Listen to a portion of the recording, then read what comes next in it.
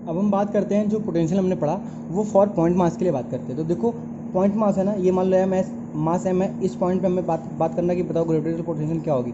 तो इस पॉइंट पे इसकी डिस्टेंस आर है तो minus G M by R होगी। समझ में आ गया। अगर हम हॉलो स्फीयर या स्फीयरिकल सेल की बात करते हैं तो देखो, अगर मान लो ये हॉलो स्फीयर है, हमें इस पॉइंट पे बात करना है तो ये वैल्यू हो जाएगी आर, सेंटर से इसकी वैल्यू तो minus G M by R हो जाएगा। तो आर, जब R is equal to R के बाद की बात करेंगे तो ये देखो आर के इनवर्स है ना, तो इनवर्सली प्रोपोर्शनल टू आर हो, तो देखो ये बन रहा है रेक्टेंगुलर हाइपरबोला। अगर सरफेस से आएंगे तो ये जो आर हो जाएगा वो कैपिटल आर के इक्वल हो जाएगा, यहाँ पे minus G M by R हो जाएगा। तो देखो सरफेस पे जो होगी R is equal to R पे इसकी वैल्यू क्या होगी, minus G M by R हो रहा है, कैपिटल आर। ठीक है। और अगर हम इनसाइड बात करेंगे, इनसाइड किसी भी पॉइंट पे बात करेंगे तो क्या होगा, तो आपको ये याद रखना होगा कि जो इनसाइड की बात होती है जो सरफेस पे होती है ना, सरफेस पे वही किसी भी पॉइंट पे भी स्फेरिकल सेल के अंदर पोटेंशियल की फॉर्मूला होता है which is equal to minus of G M by R. जो सरफेस पे होती है वही क्या होती है, इनसाइड भी हर एक पॉइंट पे होती है, सेंटर पे भी वही होती है। ठीक है। तो यहाँ पे minus G M by R, देखो जीरो से लेके आर की वैल्यू तक ये कांस्टेंट है minus G M by R, और फिर इनवर्स में आ रहा है। समझ में आ गया।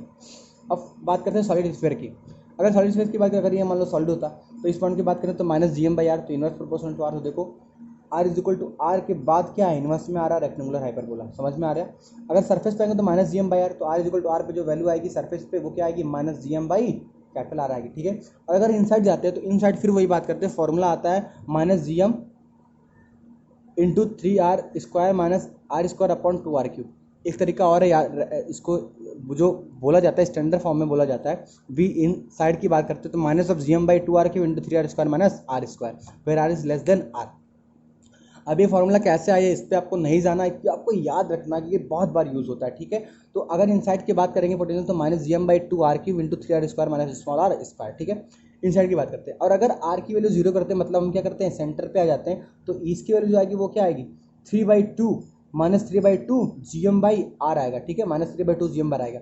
तो जो सेंटर पर है ना, जीरो को फुट के तो सेंटर पे हो गया minus three by two G M by R, और minus three by two G M by, और जी एम बाई आर क्या होता है, सरफेस पे। तो जो सेंटर पर पोटेंशियल की वैल्यू होती है वो थ्री बाई टू टाइम्स होती है सरफेस पे। ये भी आपको याद करना है, ये भी आपको याद रखना, मतलब इसको एज सच याद कर लेना है, क्योंकि हमें पता है कहाँ से आया, इससे आया। तो अगर आपको याद है तो इसको याद है तो फिर आप सोच सकते हैं, हल्का सोच सकते हैं, हाँ minus three by two G M by होता है। जी एम बाई आर जो होता है वो अगर हम सरफेस को लेते हैं तो minus three by two V surface होता है, अगर हम बात करते हैं कि इसका सेंटर पे पोटेंशियल की। समझ में आ गया।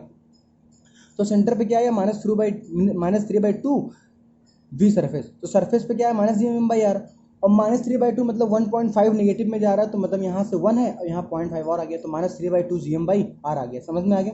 और यहाँ पे देखो इनवर्स है, यहाँ पे डायरेक्टली प्रोपोर्शनल है ना, नेगेटिव के साथ स्क्वायर में, तो देखो ये ऐसे जाएगा। समझ में आ गया। और ये ऐसे हो गया, ये पैराबोला है, ये रेक्टेंगुलर हाइपरबोला है। यहाँ पे सरफेस में माइनस जी एम बाई आ रहा है, यहाँ पे three by two of the surface है, तो मतलब 1.5 टाइम्स है। तो अगर देखो 1 फिर 1.5 पता है, तो नेगेटिव में 1.5 नीचे आएगा, तो यहाँ पे आएगा minus three by two G M by R. समझ में आ गया। ये फार्मूला आपको याद रखना है, इसमें कोई चारा नहीं है। ठीक है। जितने फार्मूला एक्चुअली सबको याद रखना है। अब देखिए हम बात करते हैं relation between gravitational intensity and potential gradient. तो हमें पता है, अगर हम ये आपको याद ही रखना होगा, याद ही रखने के सब कुछ याद ही रखना है, क्योंकि आपको पता है एग्जाम में इतना समय नहीं होता, तो प्रैक्टिस करने से आ जाता है, मतलब आपको याद करने की आवश्यकता ही नहीं पड़ती। तो देखो आई इज इक्वल टू क्या होता है, इंटेंसिटी ऑफ पोटेंशियल में I is equal to D V upon D R होता है। ठीक है। अगर हम पे बात करते हैं अर्थ के रिस्पेक्ट में तो यहाँ पे वीजी लिख देते हैं, क्योंकि हमने ग्रेविटेशनल पोटेंशियल के बारे में पता है, तो ग्रेविटेशनल पोटेंशियल वीजी हो जाएगा। ठीक है। तो I is equal to minus of D V by D R होता है। अगर डेल्टा के टर्म में लिखें तो minus of delta VG upon delta R हो जाएगा, क्योंकि मतलब हमारा चेंज ज़्यादा है। और अगर हम इसको इधर ले जाएं तो D V G is equal to minus of I D R, और इसको इंटीग्रेट कर दें। अब ये तीनों चीज़ आप इससे निकाल सकते हैं, तो आप इसको याद रखिए। इसको याद रखने का क्या है, I is equal to minus of D V upon D R, ये आपको याद रखना है।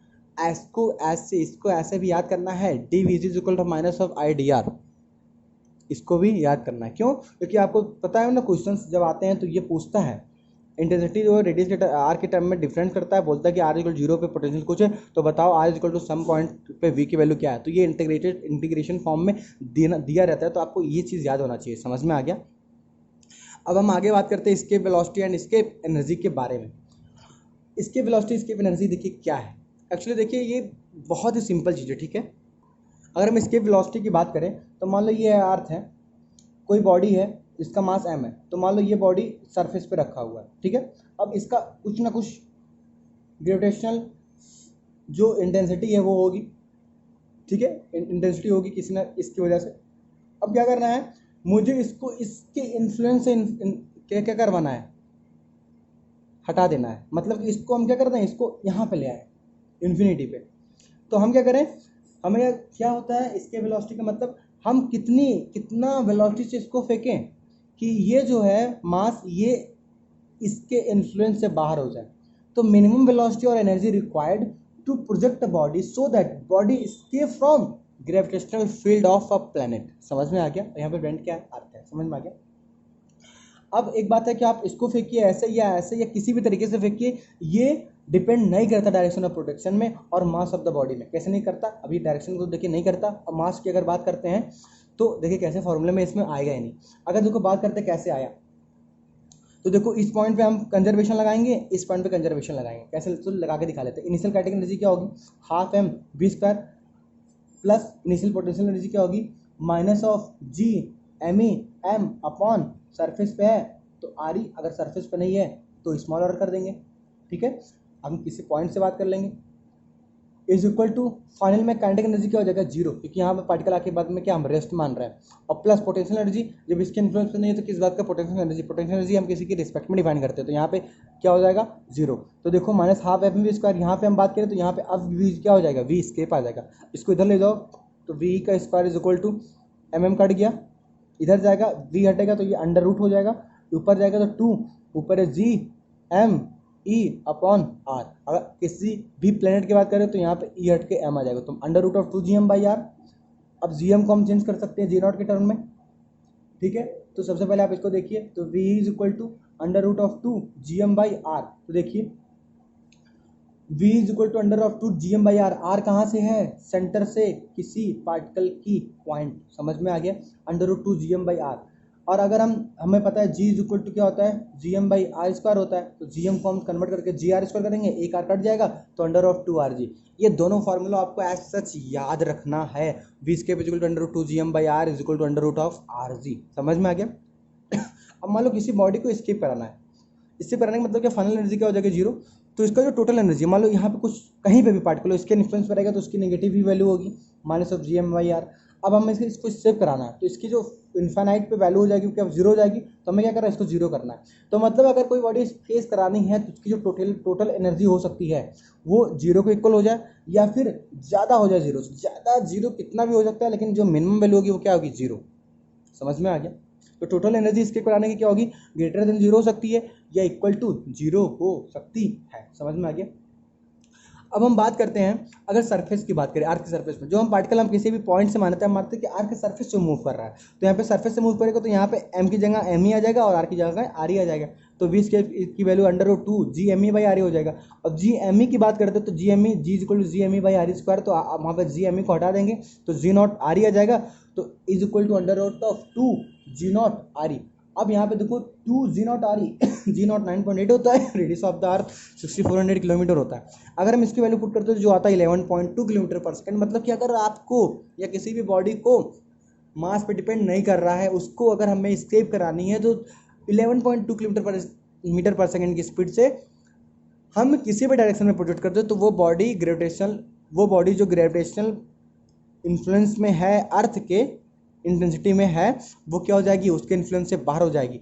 तो वहाँ पे इसके वेलोसिटी जो होगी वो under of two G M by R होगा या under root of R G होगा। समझ में आ गया? और सरफेस पे अगर आपकी बात करें तो 11.2 किलोमीटर पर सेकंड होगा। ये भी वैल्यू आपको याद रखना होगा। ठीक है, अगर हम यही मून की बात करते हैं, अगर मून की बात करेंगे तो अगर हम जी एम ई बार आर, तो जी की हमें पता है, एम की पता है, आर, अगर ये दोनों वैल्यू पुट करें मून के लिए तो इसकी वैल्यू आएगी 2.31 किलोमीटर पर सेकंड। मतलब कि अगर आप यही चीज़ मून पे अगर आप होते हैं और आपको इसके पे आना होता है तो 2.31 किलोमीटर पर सेकंड देना पड़ता है, और यही 2.3 किलोमीटर पर सेकंड। और यही अगर बात करें हम गैसियस की, तो गैसियस की अगर हम जब RMS स्पीड पढ़ते हैं किसमें, उसमें थर्मोडायनेमिक्स वगैरह चैप्टर्स में, केटीजी वगैरह में, तो जो RMS की वैल्यू आती है वो 2.31 से ज़्यादा होती है गैसेस की। इसका मतलब क्या है कि मान लो ये यहाँ पे पार्टिकल्स है मून की सरफेस पे, इसकी वेलोसिटी RMS से ज़्यादा है। RMS की वैल्यू अर्थ के सरफेस मतलब मून की जो वेलोसिटी है, इसके वेलोसिटी उससे ज़्यादा है, तो ये क्या हो जाएगा, एस्केप कर जाएंगे। इसी वजह से तो कि मून पे अभी भी एटमॉस्फेयर एब्सेंट नहीं है, क्योंकि जो मून पर जितने भी गैसेस है उसकी जो वेलोसिटी होती है, जिसे हम RMS वेलोसिटी कहते हैं, वो escape velocity of moon 2.31 kilometre पर सेकंड से ज़्यादा होती है, इससे वहाँ पे कोई भी एटमॉस्फेयर ऑप्शन नहीं, क्योंकि सारे जो पार्टिकल्स होते हैं वो escape कर जाते हैं। समझ में आ गया। अब एक बात और करते हैं, इसकी बात करते हैं, if body is at rest तो escape velocity is equal to delta K is equal to delta U. इसका मतलब क्या है देखिए, अगर हम मान लो ये सरफेस अर्थ है, इसके इन्फ्लुएंस इन्फिनिटी मान लो ये, हम किसी भी पार्टिकल को यहाँ से स्किप करना चाहता है तो इसका इनिशियल काइनेटिक और प्लस इनिशियल पोटेंशियल एनर्जी और फाइनल क्या होगा 0 + 0 हो जाएगा। तो किसी भी बॉडी को स्किप कराने के लिए जो मिनिमम एनर्जी देना पड़ेगा वो क्या होगा k + u होगा। समझ में आ गया। अब अगर बॉडी रेस्ट में है, अगर ये बॉडी रेस्ट में है, ये अगर बॉडी रेस्ट में है और हम मूव करा रहे हैं तो हम कोई वेलोसिटी देंगे। समझ में आ रहा है। तो जो इसकी जो टोटल एनर्जी होगी इस पॉइंट पे वो k + u होगी ना। अब देखिए अगर हम इसको कराना है तो जो इसकी स्केप एनर्जी होगी वो क्या होगी, हमें इन फाइनल तो कोई कुछ नहीं है तो हमें डिफरेंस लेना पड़ेगा। तो यही जो है काइनेटिक एनर्जी, यहाँ पे पोटेंशियल एनर्जी, क्या यही इसको स्केप एनर्जी देना पड़ेगा तो ये बॉडी स्केप कर जाएगा। तो k + u ये देना पड़ेगा। और अगर इसकी वैल्यू कितना कर दे 0, क्योंकि हमें पता है यहाँ पे टोटल एनर्जी क्या हो जाए 0, तभी तो बॉडी स्केप कर पाएगी, जो हमने लिखा है तो 0 हो जाएगी। तो मतलब कि k is equal to negative of delta U आ गया कि नहीं। अगर हम मॉड की बात करें तो k is equal to delta U, मतलब कि अगर कोई बॉडी रेस्ट पे है तो हमें जो स्केप एनर्जी देना पड़ेगी वो काइनेटिक एनर्जी के इक्वल दे दो या पोटेंशियल एनर्जी के मॉड वैल्यू के इक्वल दे दो। समझ में आ गया। अब आप आगे बात करें, अब हम ब्लैक होल की बात करते हैं। देखिए ब्लैक होल में क्या है, मान लो ये एक अर्थ है, ठीक है, अर्थ। देखो ब्लैक होल कैसे बनता है, मान लो ये अर्थ है, ठीक है। अब कोई इस पार्टिकल को हमें क्या करना है, स्केप कराना है। तो स्केप कराना तो कुछ वेलोसिटी होगी v स्केप, ठीक है। समझ में आ गया, ये बात समझ में आ रही। अब मान लो कि कोई रे ऑफ लाइट है, वो अर्थ के ग्रेविटेशनल फील्ड से जा रही थी, जिसकी वेलोसिटी क्या होगी v is equal to 3 × 10⁸ metre पर सेकंड होती है, जो कि हमें पता है स्पीड ऑफ लाइट के हिसाब से मूव करती है, ठीक है। अब क्या होता है, मान लो ये मूव कर रहा है, अब हम क्या करें कि इस हमें पता है ना रे ऑफ लाइट है तो लाइट की दो होती है, डॉयल नेचर होती है और पार्टिकल नेचर होती है। डॉयल नेचर होती है मतलब पार्टिकल नेचर और वेव नेचर होता है, तो हम पार्टिकल नेचर की बात कर रहे हैं। तो मान लो एक पार्टिकल है, ये पार्टिकल मूव कर रहा है, हमें क्या करना है, इसको स्केप कराना है। तो स्केप कराना तो √2gm/r की वैल्यू देंगे, लेकिन हमें स्केप नहीं कराना है तो क्या करना पड़ेगा, √2gm/r से कम वैल्यू दें। तो मान लो ये जो जिस स्केप करने के वैल्यू क्या है 3 × 10⁸ है ना, मतलब ये रे ऑफ लाइट नॉर्मल पता है अर्थ से मूव कर जाता है, लेकिन हमें नहीं मराना, हमें क्या करना है, इसको वापस आ जाए अर्थ के, मतलब अर्थ के ग्रेविटेशनल फील्ड में आ जाए, मतलब ये स्केप ना कर पाए। तो जो इस अर्थ की जो स्केप वेलोसिटी होगी वो ज़्यादा हो जाए या इक्वल हो जाए स्पीड ऑफ लाइट से। समझ में आ गया।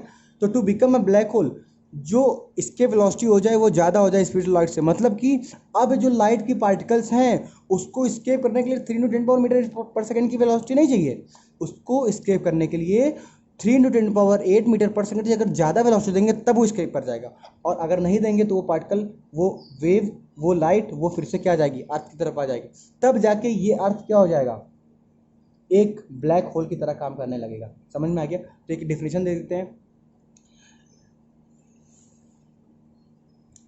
क्या होता है देखो, इट इज ब्लैक होल क्या होता है, it is an object where gravitational field is so strong even light can not escape from it. तो देखो लाइट को स्केप करने के लिए जो इसका स्केप वेलोसिटी है अगर उससे ज़्यादा हुआ तो कर पाएगी, लेकिन इसका स्केप वेलोसिटी इतना ज़्यादा है कि 3.8 मीटर पर सेकंड नहीं रहेगी, उससे भी कहीं ज़्यादा है, तो ये स्किप नहीं करेगी, जाएगी 3.8 मीटर पर सेकंड से, फिर क्या हो जाएगी, अपने अर्थ के इन्फ्लुएंस में आ जाएगी, किसी भी प्लैनेट के इन्फ्लुएंस में आ जाएगी। तो ये पार्टिकल क्या बन जाएगा, ब्लैक होल। तो ब्लैक होल बनने के लिए क्या कंडीशन आई कि जो स्केप वेलोसिटी है, जो स्केप कर रहा था उसकी वेलोसिटी ज़्यादा हो जाएगी स्पीड ऑफ लाइट से, क्योंकि हमें पता है आज तक सबसे जो मैक्सिमम स्पीड है वो स्पीड ऑफ लाइट है। तो मतलब लाइट की जो स्पीड है ना उससे ज़्यादा स्केप वेलोसिटी हो जाए तब वो पार्टिकल स्केप नहीं कर पाएगा, क्योंकि हमें थोड़ा और एडिशनल उसको वेलोसिटी देनी पड़ेगी। तो वो जो अर्थ है या कोई प्लैनेट वो क्या काम, किस तरह काम करने लगेगा, किस तरह बिहेव करने लगेगा एज अ ब्लैक होल। तो इस पर क्वेश्चन आ चुका है, इसी हमने लिखा है। तो जो स्केप वेलोसिटी हो जाएगी वो स्पीड ऑफ लाइट के इक्वल हो जाए या ग्रेटर देन रहे, ठीक है, जो कि 3 × 10⁸ मीटर पर सेकंड। तो हमें इस पे √2gm/r। तो क्वेश्चन क्या पूछता है कि अगर अर्थ है उसका मास कितना कर दें, अगर रेडियस कांस्टेंट रखें कि वो ब्लैक होल बन जाए, या उसको कितना कंप्रेस कर दे, कितना उसका रेडियस कर दें प्रेजेंट के रिस्पेक्ट में कि वो एक ब्लैक होल बन जाए। समझ में आ गया। तो ऐसा क्वेश्चन पूछता है जो कि आपको याद रखना है, ठीक है। अब बात करते हैं सैटेलाइट की, बात करते हैं। देखो सैटेलाइट की क्या होता है, मान लो ये अर्थ है, हमने एक वेलोसिटी को कुछ वेलोसिटी देकर किसी सैटेलाइट को दिया, तो ये कुछ वेलोसिटी दिया तो कुछ जगह गया और ये क्या किया, एक पॉइंट पे गया और अर्थ के अराउंड रिवॉल्व करने लगा। तो ये जो रिवॉल्व कर रहा है ना, इसकी कितनी वेलोसिटी है, तो हम सीधा हम फॉर्मूले पे जा रहे हैं। यहाँ पे क्या करेंगे, initial kinetic energy, initial potential energy, final kinetic energy, final potential energy value put करेंगे। तो जो ऑर्बिटल वेलोसिटी होगी जिस ऑर्बिट में मूव कर रहा है वो आएगी under root of G M by R. अब ये मास ऑफ अर्थ के रिस्पेक्ट में मूव कर रहा है तो G M E by R, which is equal to R की वैल्यू क्या हो जाएगी, R E plus of H. समझ में आ गया। तो जो ऑर्बिटल स्पीड आया वो आया under root of G M E by R which is also equal to under root G M E upon R E plus H. समझ में आ गया। अब हम बात करते हैं नियर बाई सैटेलाइट के लिए। अब देखो नियर बाई सैटेलाइट कहने का क्या मतलब है कि मान लो हम जो सैटेलाइट लॉन्च किए वो जो आर है ना, वो आर कितने हो जाए, सिमिलर टू आर ही हो जाए, मतलब लगभग आज के थोड़ा सा ऊपर क्या हो, वो सैटेलाइट रिवॉल्व करे। ठीक है, तो उसके लिए जितना भी हम निकाल रहे हैं नियर बाई सैटेलाइट, क्योंकि एग्जाम में क्या होता है नियर बाई सैटेलाइट दे लेता है, नियर टू अर्थ हमने लॉन्च किया। तो आपको ये दिमाग में क्लिक करना चाहिए कि जितना भी यहाँ फॉर्मुला यूज करेंगे वो उसी के लिए था जो हमने पढ़ चुका है। ठीक है, तो जब R is similar to R हो जाएगा, मतलब थोड़ा सा आर ही से ऊपर, तो वहाँ पे जो ऑर्बिटल स्पीड होगा under root of G M by R होती है। तो under root of G mass of earth तो है, ये आर की वैल्यू क्या हो जाएगा, नियर बाई सैटेलाइट है तो आर क्या हो जाएगा, रेडियस ऑफ अर्थ, मतलब ये सैटेलाइट हमने जस्ट ऊपर ही लॉन्च किया। ठीक है, तो आर ही हो जाएगा इज इक्वल टू, अब जी एम ई को हम लोग जी नॉट आर ही से करेंगे, आर कट जाएगा तो under root of G naught by R E, और जी नॉट और आर की वैल्यू पुट करेंगे तो 8 किलोमीटर पर सेकंड आएगा। और देखो जी नॉट आर होती है ना, और इसको हमने स्केप वेलोसिटी की बात करें तो देखो आप देखो किस तरह इसको समझ सकते हो। हमने क्या पढ़ा था, V escape is equal to under root of 2 G M by R पढ़ा था,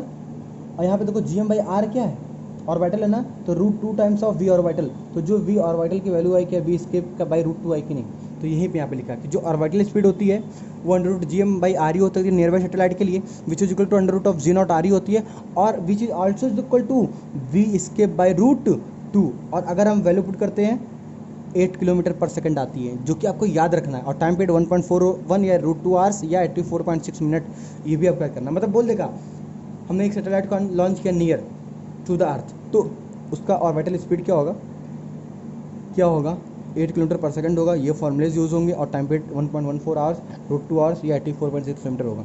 अब आप देखिए अभी आप केपलर लॉ पढ़ेंगे तो बोलेगा नियर बाई सैटेलाइट के लिए हमने लॉन्च किया, बताओ उसका आप टाइम पीरियड क्या हो जाएगा अगर रेडियस ये हो गया। समझ में आ गया, या इतने दूरी पे हो गया। तो आपको ये वैल्यू पहले से याद होना चाहिए, T1 जो पुट करेंगे वो 1.4 या रूट 2 आपको करना पड़ेगा। समझ में आ गई, तो आपको ये भी याद करना और ये भी याद करना। और अगर हम यही मून की बात करें तो उसका जो एवरेज रेडियस होता है वो 38440 किलोमीटर होता है, जिसका टाइम पीरियड क्या आता है 28 डेज आता है। समझ में आया। अब आगे लिखा है additional speed to escape satellite. देखिए क्या है, देखो ये अर्थ था, अर्थ के अराउंड कोई सैटेलाइट ऑर्बिटल स्पीड से मूव कर रहा था, तो इसका कुछ ना कुछ इसका एनर्जी होगा। अब हम क्या करते हैं, इसको स्केप करना चाहते हैं, इसको हम क्या करना चाहते हैं इन्फिनिटी।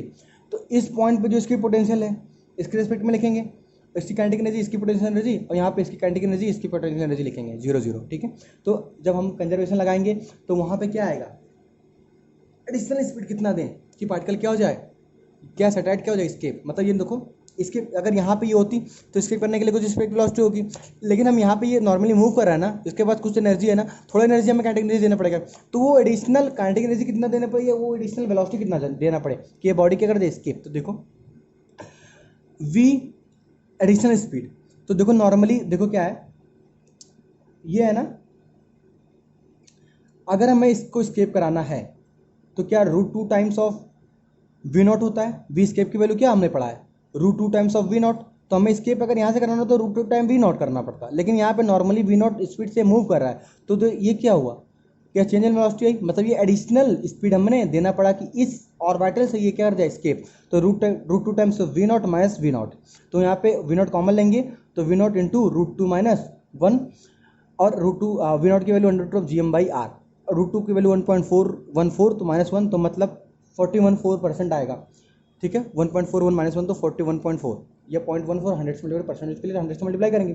तो if orbital velocity of a satellite will becomes root 2 times of V naught, मतलब यहाँ पे रहते रहते रूट 2 टाइम्स बन जाए या इंक्रीज कर जाए 41/4%, या काइनेटिक एनर्जी डबल हो जाए। देखो काइनेटिक एनर्जी डबल होने का मतलब क्या है, हाफ एम वी स्क्वायर होता है ना, और यहाँ पे रूट 2 टाइम्स है ना, तो इसका स्क्वायर है, तो इस वजह से यहाँ पे क्या आ जाएगा, ये 2 बाहर आ जाएगा, तो ये क्या होगा डबल हो जाएगा। तो बोले डबल हो जाए काइनेटिक एनर्जी का, तो जो सैटेलाइट होगी वो स्केप कर जाएगी gravitational field of the planet से। ठीक है, अब देखो टाइम पीरियड की बात करेंगे तो ये ऑर्बिटल स्पीड है, तो time is equal to 2 pi R upon V naught. अब वी ऑर्बिटल की value under root G M by R है, इसको वैल्यू पुट करेंगे तो 2 pi upon under root G M by, यहाँ पे एक आ रहा है और ऊपर आ जाएगा तो आर प्लस 1 तो 3/2 आ जाएगा। समझ में आ गया? तो ये आपको याद नहीं रखना, इसी से मैंने ब्रैकेट में नहीं किया, बस आपको समझाने के लिए लिख दिया। समझ में आया?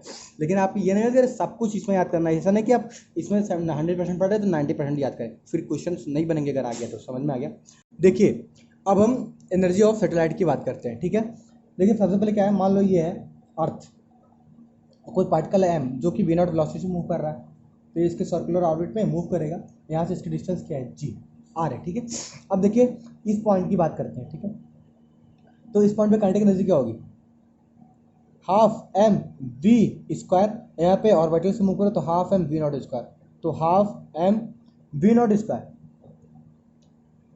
We is equal to under root of G M by R, तो स्क्वायर करेंगे तो जी एम बाई आर, तो क्या जी m1 m2 अपॉन 2r आ गया कि नहीं, तो जी m1 m2 अपॉन 2r।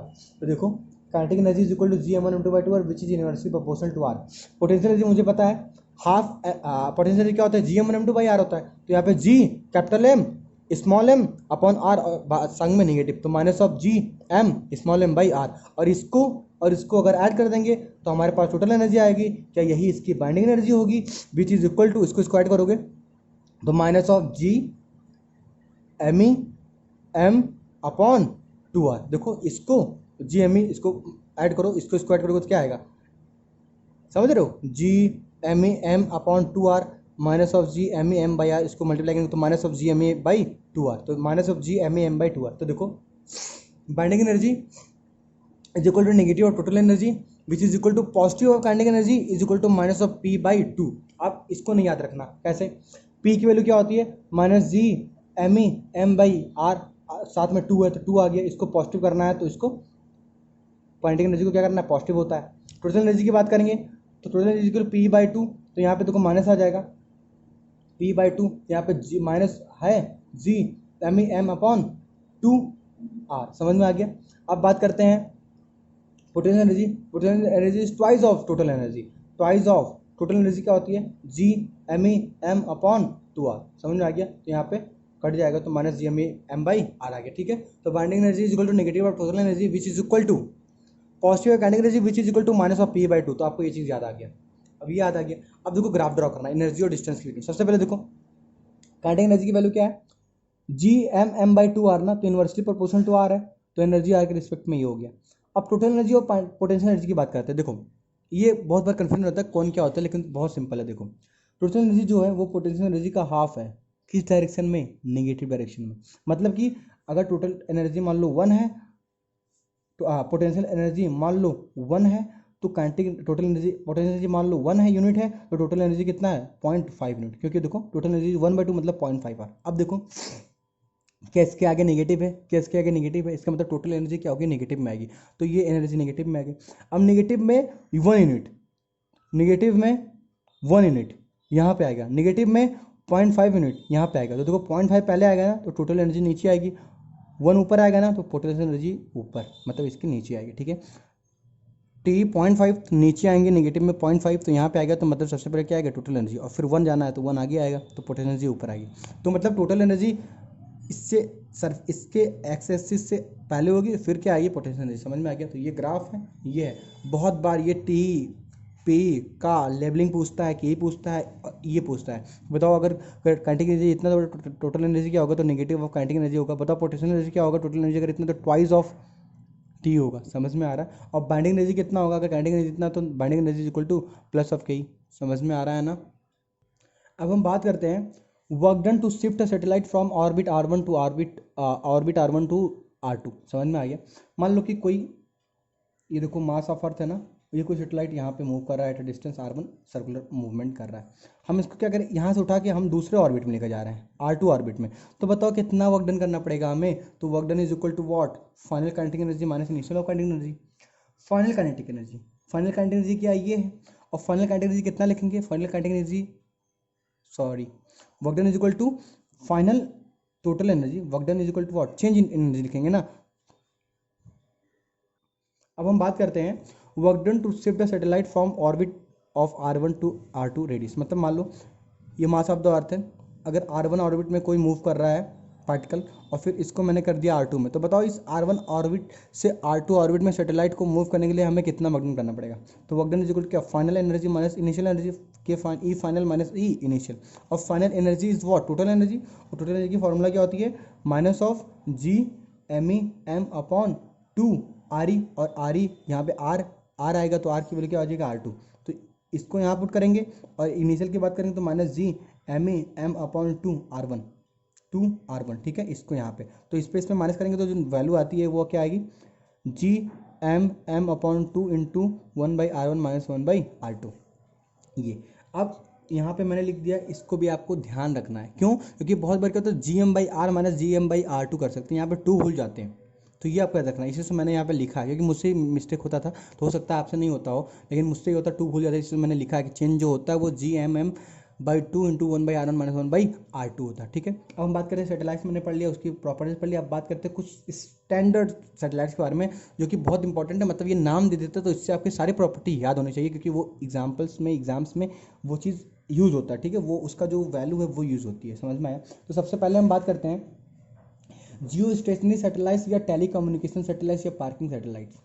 देखिए हम जितना भी चीज़ में बताएंगे वो आपको सारा, अगर जियो स्टेशनरी बोल दो तो वो चीज़ आपको याद होना चाहिए। देखिए जियो स्टेशनरी सैटेलाइट क्या होता है, जियो का मतलब क्या होता है, अर्थ, स्टेशनरी मतलब क्या, स्टैटिक, मतलब वो अर्थ के रिस्पेक्ट में क्या हो, स्टैटिक हो। तो मान लो ये अर्थ है, ये ऐसे मूव कर रहा है ओमेगा से, मतलब ईस्ट टू वेस्ट की तरफ। अब इसके रिस्पेक्ट में सैटेलाइट क्या है, रेस्ट में है। तो देखो ये मैंने सैटेलाइट बना दिया, और ये सैटेलाइट भी समझ रहा है, ये ऐसे मूव कर रहा है। मतलब क्या कि अर्थ का रोटेशन मान लो ऐसा हो रहा है ना, तो इसका भी रोटेशन क्या हो रहा है, ऐसा हो रहा है। तो ये कि हर वक्त क्या होगा, अर्थ के रिस्पेक्ट में क्या होगा, स्टेशनरी होगा। मतलब क्या होगा, ये किसी एक पॉइंट को फोकस करेगा, ठीक है। ये अर्थ के रिस्पेक्ट में क्या होगा, स्टेशनरी होगा, किसी एक पॉइंट को फोकस करेगा। तो मान लो ये अर्थ ऐसे मूव कर, ये अर्थ मान लो ये ऐसे मूव कर रहा है अर्थ, तो ये भी ऐसे मूव करेगा सैटेलाइट, तो वो क्या होगा, किसी एक पॉइंट को क्या करेगा, फोकस करेगा। समझ में आ गया। तो इसे बोलते हैं जियो स्टेशनरी सैटेलाइट या टेलीकम्युनिकेशन या पार्किंग सैटेलाइट। समझ में आ गया। अब जो इसकी यहाँ से दूरी होती है वो होती है 36,000 किलोमीटर, विच इज़ 6 RE। ये आपको याद करना है। बोलेगा time period of Jio stationery satellite is what, 24 hours, ठीक है।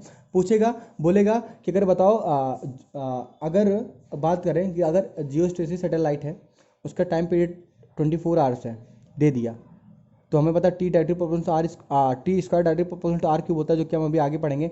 तो वहाँ पे इसका इस्तेमाल ज़्यादा होता है, क्योंकि देखो आर और टी हमें बोला जाता है कि हमें बताने में, तो जियो स्टेशनरी का टाइम पीरियड ये है, तो हमें रेडियस याद होना चाहिए, ठीक है। तो इस वजह से इसकी वैल्यू क्या याद होनी चाहिए, मतलब कि अगर जियो स्टेशनरी सैटेलाइट बोला तो उसके लिए जो आर की वैल्यू होगी वो 36,000 किलोमीटर होगी, जिससे हम बोलेंगे 6 RE, और जो इसकी ऑर्बिटल स्पीड होगी वो होगी 3.1 किलोमीटर पर सेकंड। समझ में आ गया। और जिसकी टाइम पीरियड क्या होगी, 24 आवर्स होगी। तो ये चीज़ आपको याद करना होगा। ये किस प्लेन में मूव कर रहा है, इक्वेटोरियल प्लेन में करता है, जिसको हम बोलते हैं पार्किंग ऑर्बिट। रोटेशन क्या है, वेस्ट टू ईस्ट मूव कर रहा है, ठीक है। और यहाँ पे एक चीज़ और आती है, पूछा जाता है कि मान लो मुझे जियो स्टेशनरी सैटेलाइट से पूरे अर्थ को कवर करना है। तो अगर पूरे अर्थ को कवर करना है तो बताइए कितना हमें यूज़ करना पड़ेगा जियो स्टेशनरी सैटेलाइट। देखो अर्थ को कवर करना है ना, तो 1 2 3, तो हमें 3 यूज़ करना पड़ेगा जियो स्टेशनरी सैटेलाइट अर्थ को कवर करने के लिए पूरा, ठीक है। अब बात करते हैं पोलर सैटेलाइट।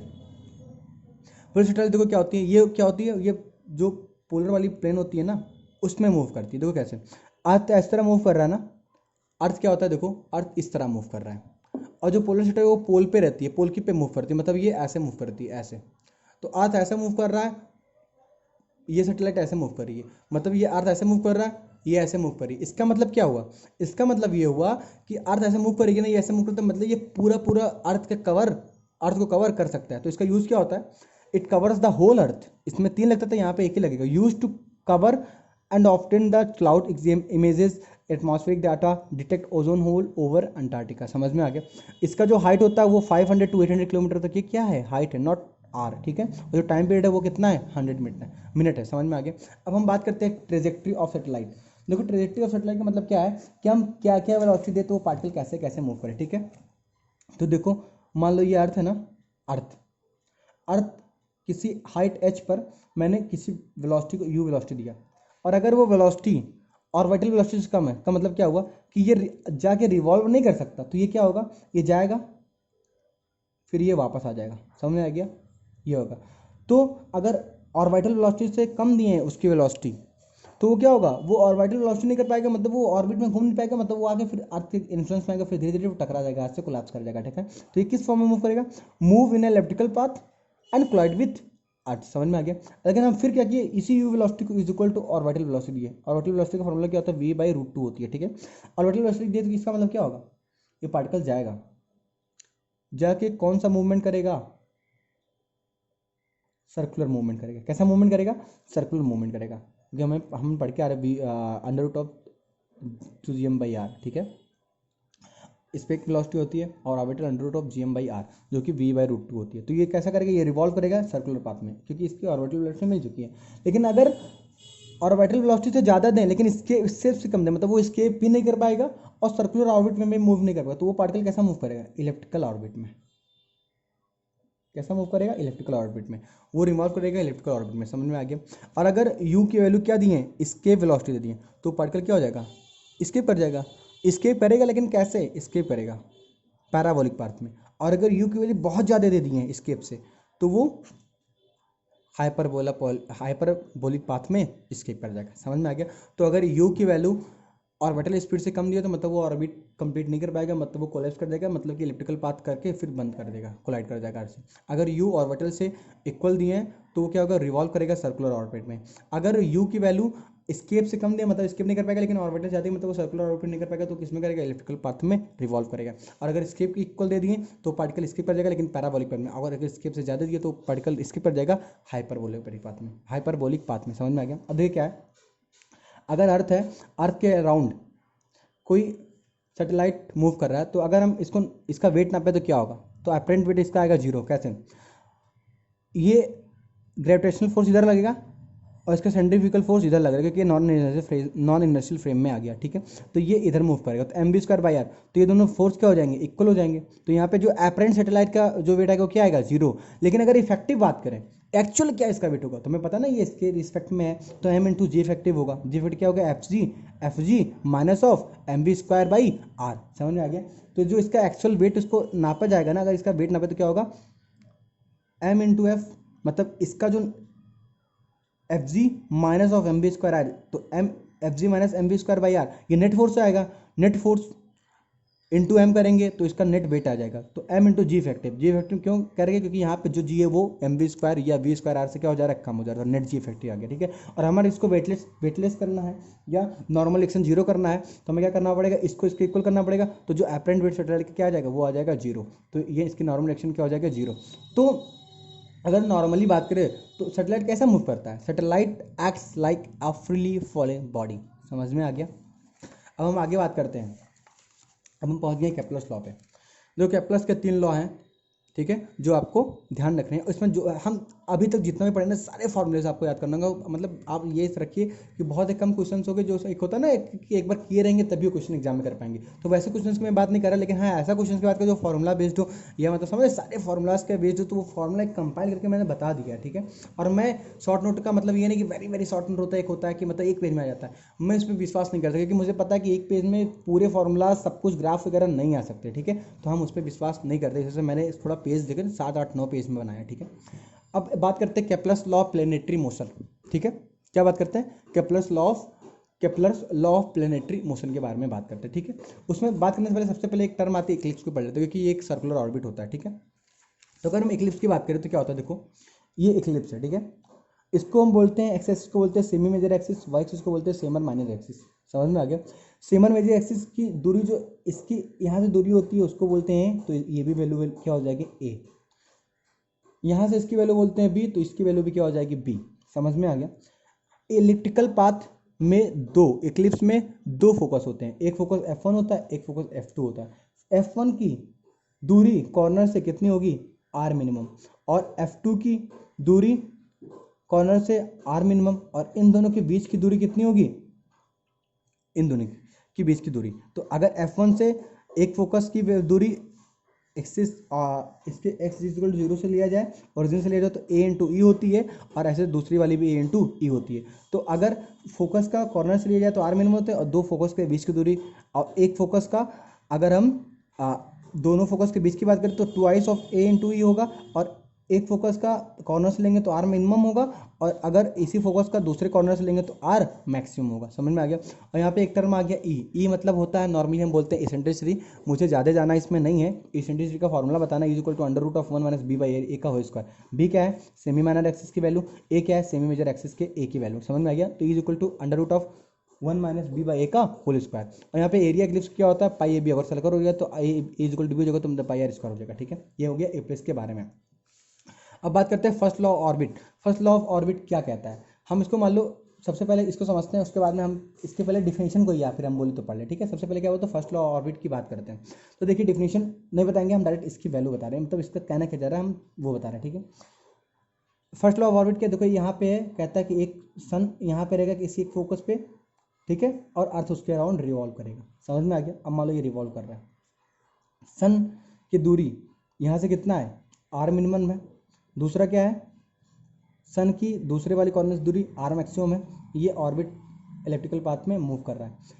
इस पॉइंट को बोलते हैं, जो कि सबसे करीब पॉइंट होता है उसको बोलते हैं पेरिजी या पेरीहेलियन, और सबसे दूर पॉइंट जो होता है फोकस के रिस्पेक्ट में, एक फोकस के रिस्पेक्ट में, जिसे बोलते हैं एपोजी या एपोरियन। ये टर्म आपको याद होना चाहिए, क्योंकि कभी कभी टर्म के हिसाब से भी वैल्यू देती है, मतलब टर्म भी यूज़ किया जाता है क्वेश्चन में। ठीक है, तो सन से या एक फोकस है जो सबसे करीबी दूरी है सन से, उसको बोलते हैं पेरिजी या पेरीहेलियन, और जो सबसे ज़्यादा दूरी है उसको बोलते हैं एपोजी या एपोहेलियन। ठीक है, तो यहाँ पे देखो आर मैक्सिमम क्या होगी, आर मैक्सिमम क्या यहाँ से यहाँ की वैल्यू है, ये क्या होगी ए, हमने पहले पढ़ के आए ये क्या होती है ए, तो आर मैक्सिमम की वैल्यू होगी ए प्लस ए, और एक कॉमन लेंगे तो 1 प्लस ई एपोजी। ठीक है, अब बात करते हैं आर मिनिमम की, बात करते हैं आर मिनिमम क्या, ये है, ये वैल्यू क्या ए, ये क्या ए, तो ए माइनस ए, तो ए कॉमन लेंगे तो ए इंटू 1 माइनस ई।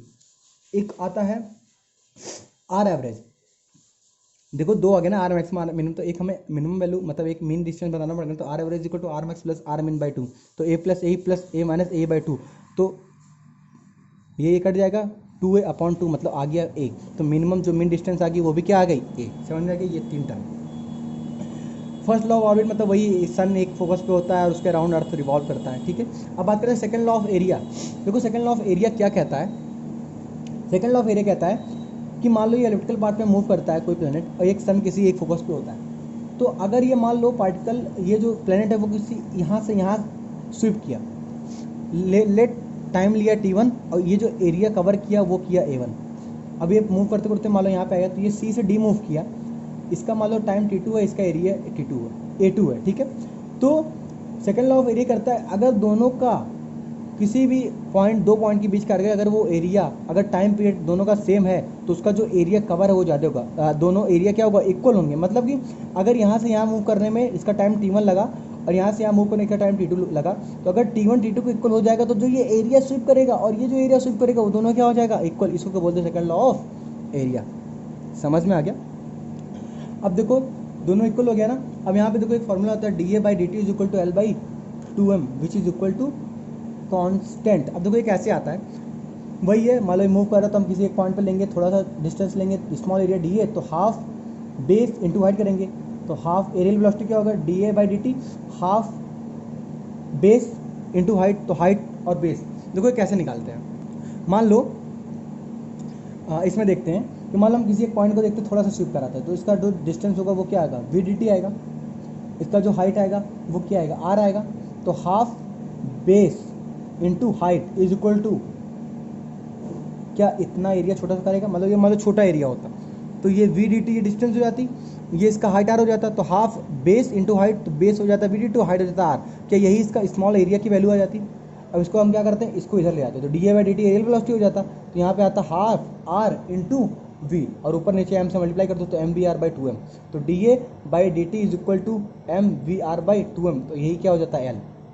ठीक है, तो da by dt is what, l by 2m which is equal to constant. क्यों, क्योंकि यहाँ पे नेट टॉर्क जीरो है, क्योंकि देखो r और f की वैल्यू क्या है, दोनों सेम लाइन में मूव करते हैं, तो कोई टॉर्क नहीं है। टॉर्क के लिए क्या होता है, मतलब सेम लाइन ऑफ एक्सिस में नहीं होना चाहिए। समझ में आ गया। अब देखो यहाँ पे जब torque is equal to r cross f होता है ना, यहाँ पे नेट टॉर्क जीरो है। क्यों, क्योंकि देखो r वेक्टर और r वेक्टर की वैल्यू क्या है, जीरो, तो साइन जीरो की वैल्यू जीरो। ठीक है, तो यहाँ पे टॉर्क जीरो, तो एंगुलर मोमेंटम कंजर्व कर सकते हैं, L is equal to M B R, जो कि कॉन्स्टेंट होगा। अब L कॉन्स्टेंट है, एम बी कॉन्स्टेंट है, तो V is inversely proportional to R हो गया।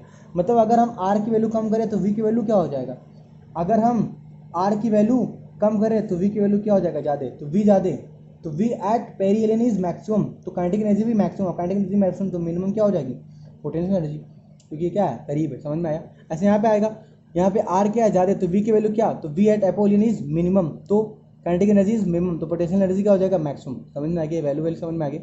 अब L is equal to M B R जो कि कांस्टेंट था ना, अब मान लेते हैं किसी इस पॉइंट के लिए और इस पॉइंट के लिए हम क्या कर रहे हैं, एंगुलर मोमेंटम कंजर्व कर रहे हैं, तो M into V maximum into R maximum, V maximum into R minimum is equal to M into V minimum is equal और इंटू आर मैक्सिमम। हम इस पॉइंट और इस पॉइंट के लिए एपोजी और पेरिजी के लिए हम एंगुलर मोमेंटम कंजर्व करना चाहते हैं क्योंकि नेट ऑफ जीरो है, तो M into V maximum R minimum is equal to M into V minimum R maximum. क्या समझ में आ गया।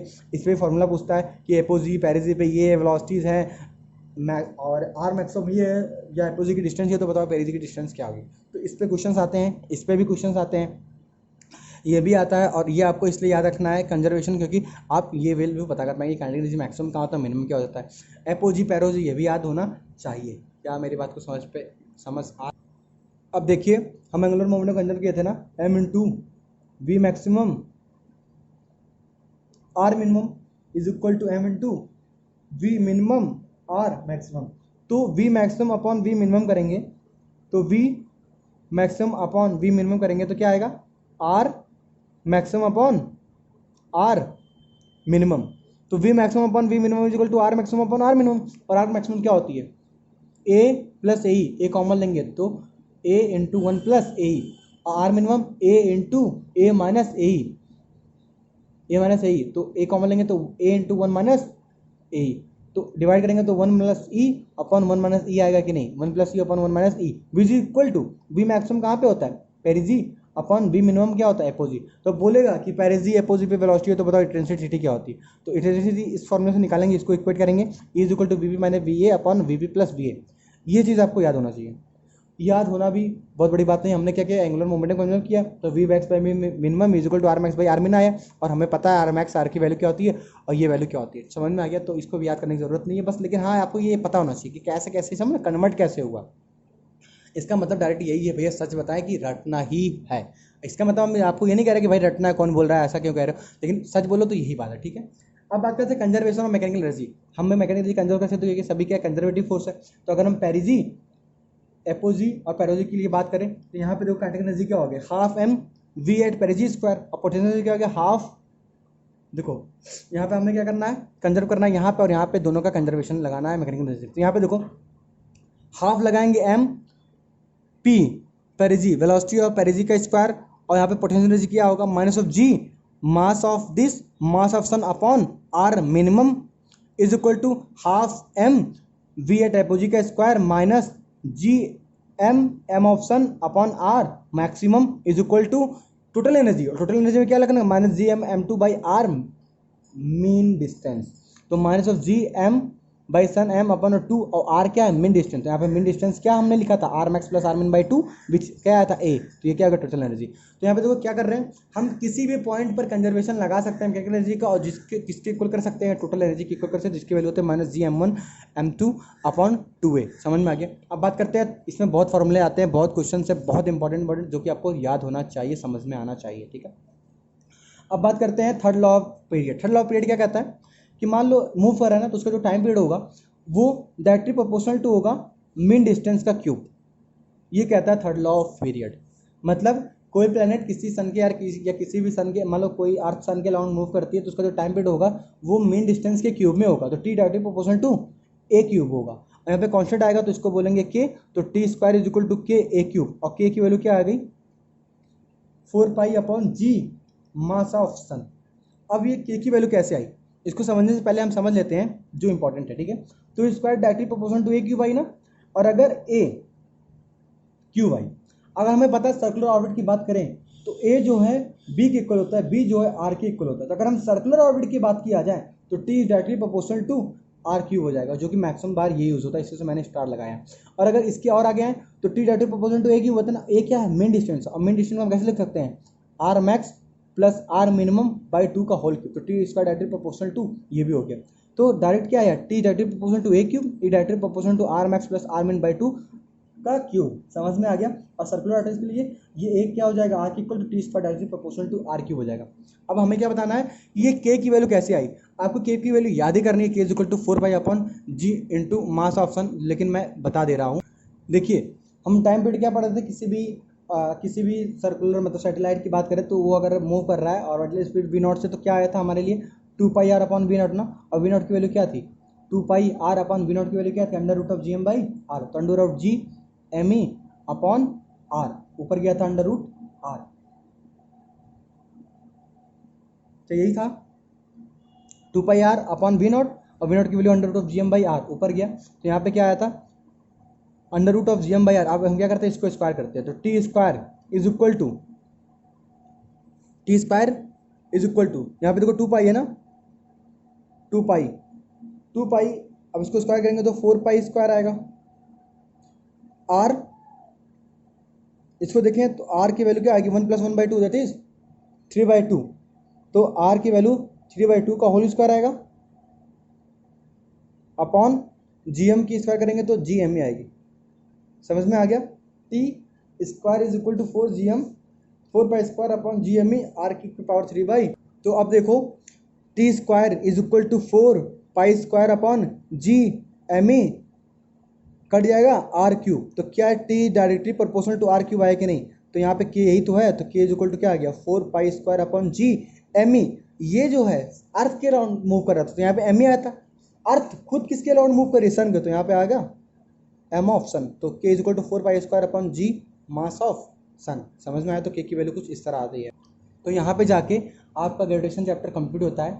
आप इतना विश्वास करिए कि जितना भी अभी तक आप शॉर्ट नोट देख रहे होंगे या कहीं पे भी कोई इंस्टीट्यूट पे, सबसे बेस्ट है, क्योंकि हम बहुत मतलब थोड़ा देख देख के, क्योंकि खुद के लिए पढ़ रहे हैं तो सारा देख के फिर मुझे सबसे अच्छा मेरा यही नोट्स लग रहा है हमें। और मुझे पता है कि हमें नोट्स बनाना बहुत पसंद है, तो शायद आप विश्वास अगर करें तो सच बता रहे हैं कि मतलब ये बहुत अच्छा होगा। और आप हम कमेंट में बता दीजिए कि कैसा लग रहा है। अगर अच्छा लग रहा है तो मैं और भी बनाऊंगा, ठीक है। और क्या क्या गलतियाँ मैंने की है, मतलब क्या क्या गलती है वो आप समझ लीजिएगा और मुझे कमेंट में बता दीजिएगा। और अगर आपको अच्छा लगा या आपको हेल्प हुआ तो प्लीज़ लाइक करिए, शेयर करिए, कमेंट करिए, सब्सक्राइब करिए, बेल आइकन को दबाइए, जो होता है सो करिए, ठीक है। मतलब अगर आपको अच्छा लग रहा है, आपको हेल्पफुल हुआ है तो थैंक यू।